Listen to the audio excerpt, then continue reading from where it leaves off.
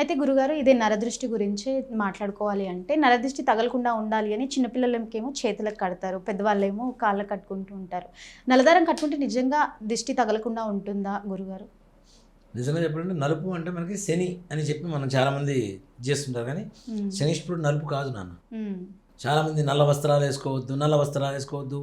శని శ్లోకం ఉంటుంది, ప్రార్థనా శ్లోకం ఒకటి, నీలాంజన సమాభాసం రవిపుత్రం యమాగ్రజం ఛాయా మార్తాండ సంభూతం తన్నమామి శనీశ్వరం అని చెప్పి శనీశ్వరుడి ప్రార్థనా శ్లోకం ఉంది.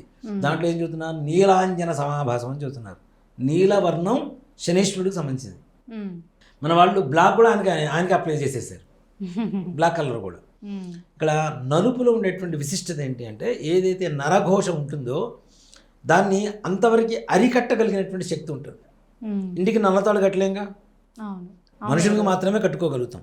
అందుకని పిల్లలు కూడా బొట్టు కూడా నల్ల బొట్టు పెడతారు. సాధు అంటారు దాన్ని, సాధు వాళ్ళు తయారు చేస్తుంటారు, దాన్ని తయారు చేసి దాంతో బొట్టు పెడుతూ ఉంటారు.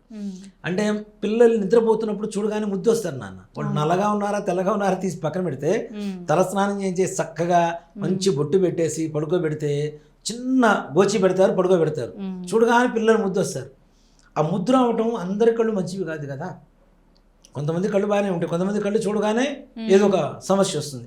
ఇక్కడ చూడండి, ఉలిక్కిపడి లేచి కూర్చొని ఏడుస్తూనే ఉంటారు.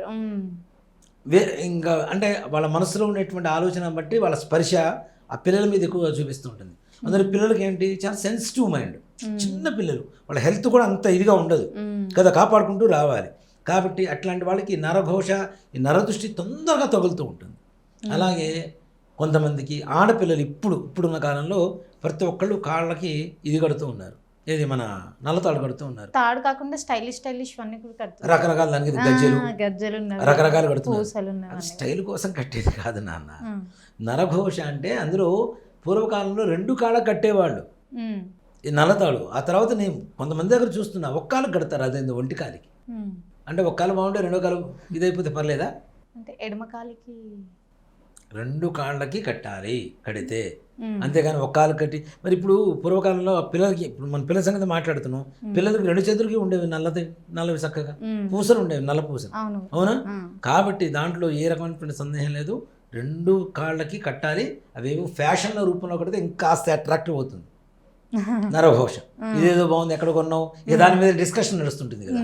ఎక్కువ దేని మీద డిస్కషన్ నడుస్తుంటుందో దానికి ఘోష తప్పదు, గుడ్ ఆర్ బ్యాడ్, అంతే కదా. కాబట్టి ఆ డిస్కషన్ కారణం కాకుండా ఉండేది ఉండాలంటే ఏం చేయాలి?